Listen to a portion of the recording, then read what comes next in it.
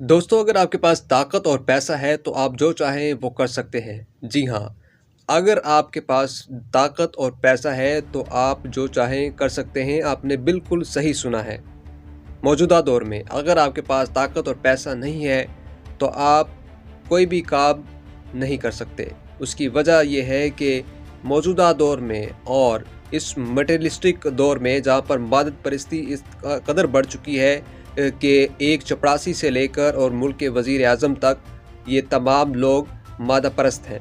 अगर इन लोगों को पैसा दिया जाए और अगर इन लोगों के ऊपर कोई ताकतवर शख्सियत मुसल्लत हो जाए तो ये उनकी पूजा शुरू कर देते हैं। लेकिन अगर ये अपने नीचे जो इनके मातहत हैं उन लोगों पर ये फ़िरौन बन जाते हैं। तो नाज़रीन ग्रामी, आज एक और जगह पर ये चीज़ साबित हुई।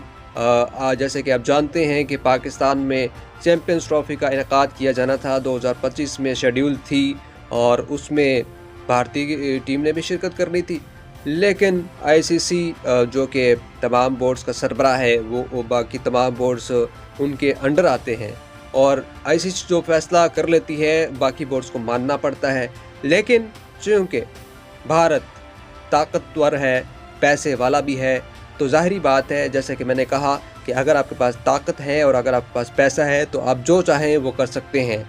तो उन्होंने अपनी मनवाई और उसके बाद हाइब्रिड मॉडल पर जो है वो मैचेस का शेड्यूल जारी आज कर दिया गया है आईसीसी की जानिब से।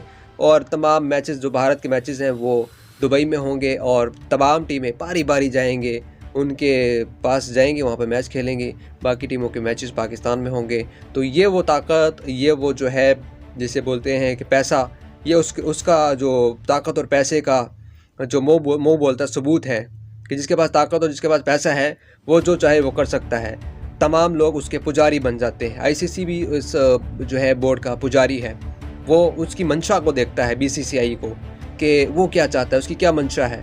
अगर तो उनकी मंशा ये है कि हाइब्रिड मॉडल खेलना चाहती है तो वो उनकी मंशा के मुताबिक चलती है। बाकी तो सारी रवायती चीज़ें हैं कि वो जो फॉर्मेलिटी पूरी करनी है पाकिस्तान को बताने के लिए। बाकी पाकिस्तान को भी पता था, आईसीसी को भी पता था, तमाम बोर्ड्स को भी पता था कि हाइब्रिड मॉडल होना है।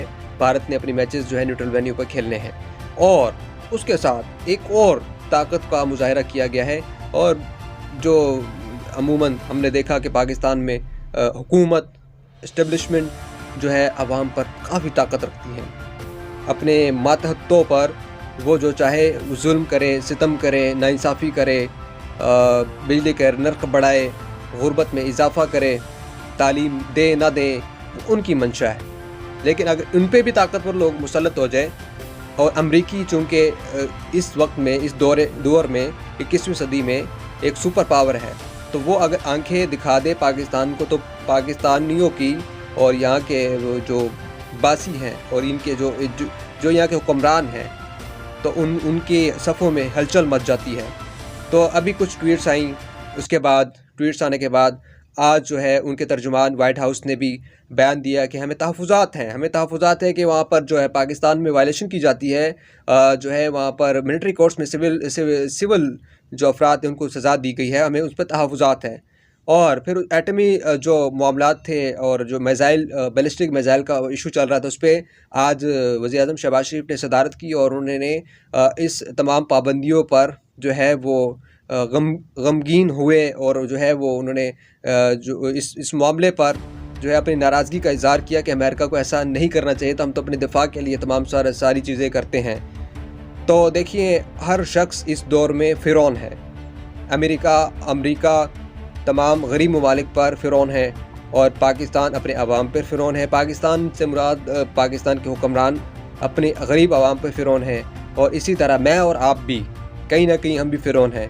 तो इस फ़िरौनियत को अगर हम छोड़ देंगे और अल्लाह के लिए तमाम हम अपने मातहतों पर जो है जो नबी सल्लल्लाहु अलैहि वसल्लम के तरीक़े थे कि अपने से नीचे वाले के साथ अच्छा हुस्न सलूक करना और वो भी रज़ा के लिए, अल्लाह की रज़ा के लिए। ये ना हो कि अपने से बड़े, अपने से ताकतवर, अपने से ज़्यादा पैसे वाले के लिए हम अच्छा अखलाक भी अपना लें, अच्छा किरदार भी अपना लें, लेकिन अपने मातहतों पर हमारा अखलाक भी अच्छा ना हो, हमारा किरदार भी अच्छा ना हो, तो यकीनन उसका नेमत बदल अजर आखिरत में इसका कोई अजर नहीं होगा।